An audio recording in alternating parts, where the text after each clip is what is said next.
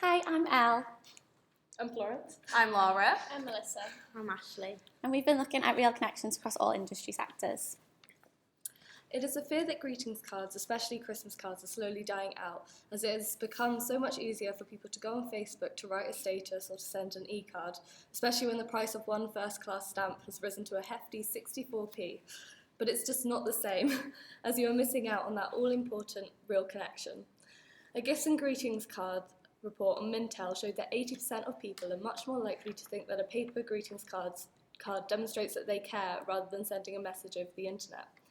This issue mainly lies with our generation and the younger generation. 16 to 24s are 89% more inclined to send a greetings message over social media than send a physical card, and I must admit I'm guilty of this. So how can the dying of the physical greetings card be prevented? Greeting card companies such as Moonpig and Hallmarks have been using advertising that taps into the younger generation's emotions through their sense of nostalgia, focusing on family and friends and the meaningfulness of giving them a physical card. Other ideas for nostalgic marketing could be through making consumers think about carrying on their parents' and grandparents' tradition of sending a card and emphasising the longevity of a physical card. Barely a day goes by without one of the tech giants releasing a new gadget designed to make our homes more connected. However, are they really connecting us or are they disconnecting us from reality? Virtual reality and augmented reality are truly taking over when it comes to the future of interior design, and for the first time, technology and interior design are now appearing under the same term, with many design companies such as Dulux already spending millions on new technologies. Mark Zuckerberg said, "Imagine enjoying a courtside seat at a game or consulting with a doctor face-to-face just by putting on goggles in your home," and he spent $2 billion on the Oculus Rift. In response to this, we see a totally different trend that is becoming more and more necessary due to overwhelming advancements of technology, and that is small, sustainable living. Global warming and climate change are becoming bigger problems than ever. Therefore, we are going to be forced to take more action by connecting back to the real world and making a real connection between ourselves and our planet in order to help stop any more damage being done, showing how houses will become smaller yet more sustainable by being more compact and multi-purpose. Through my research of food and drink and the exploration of this topic, I began to realise that the connection between food and the body is quite important. Food can create a real connection with the body, and more people are becoming aware of the negative effects that certain food can have, so they're wanting to build a more positive relationship with it, allowing for a more healthy lifestyle. Maybe people will start going gluten-free not because they have a gluten intolerance, but for health reasons and because they want to. And eventually maybe people will start to consume less and less man-made food and only food grown out of the ground and from trees. I think that maybe the future could see a huge growth in homegrown fruit and vegetables as more and more people focus on what their body is consuming. And what if more people turn vegetarian and vegan?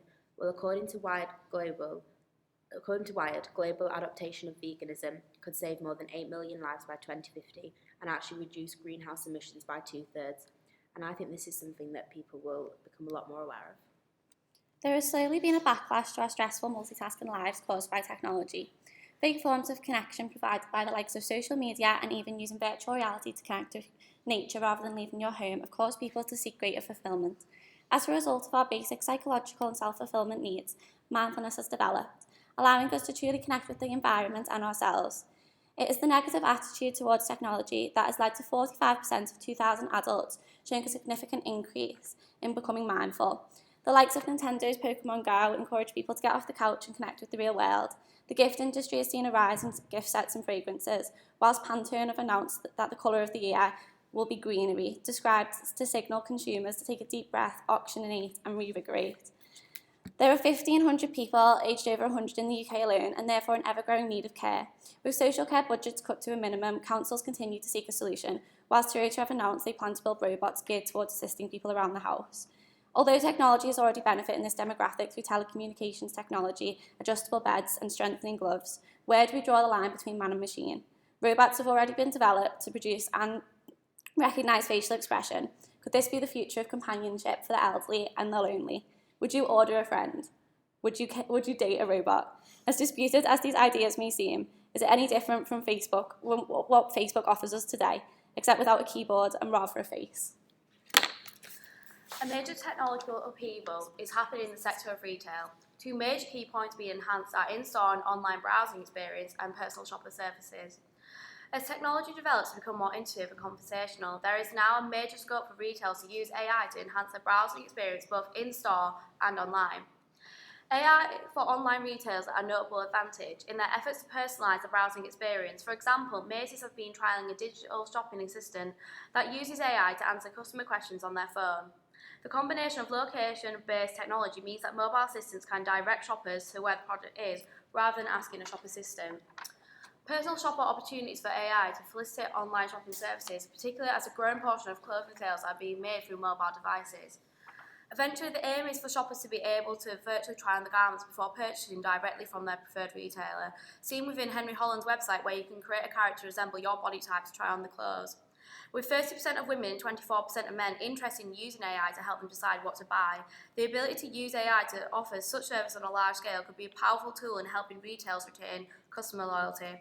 But with only 30% of women and 24% men, is there a want for technology retail takeover?